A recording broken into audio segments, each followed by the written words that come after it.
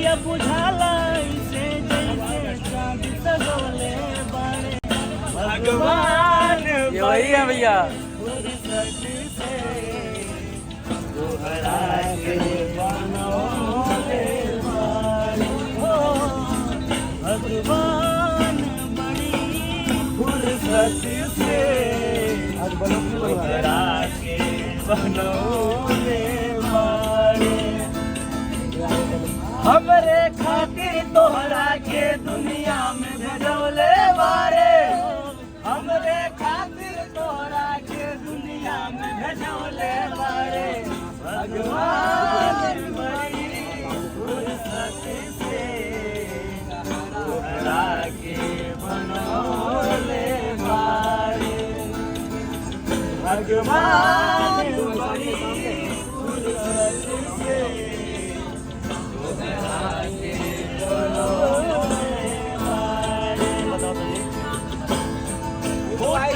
तोहार जैसे भोर के गिरिया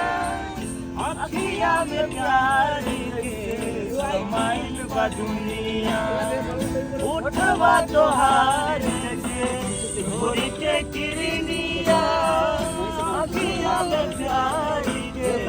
समाइल बा दुनिया बिंदिया बुझाला ऐसे जैसे चांद सजौले बारे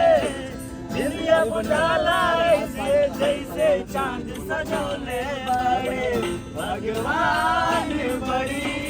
फुर्सत से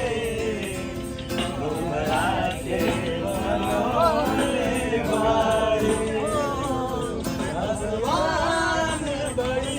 फुर्सत से तोहरा के बनौले बारे दिल के दरदिया के दवैया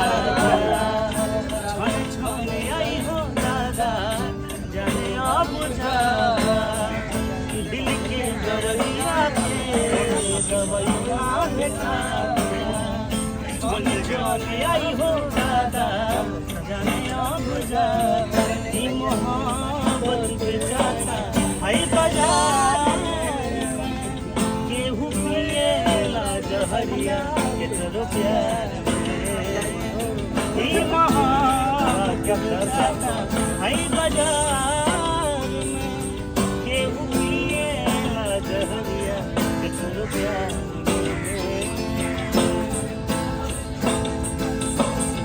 सनहिया लगाव बहुत बात है सनहिया लगाव बहुत बात नहीं नजरिया लगा बहुत बात हो सनहिया लगावल बहुत बात नहीं नजरिया लगा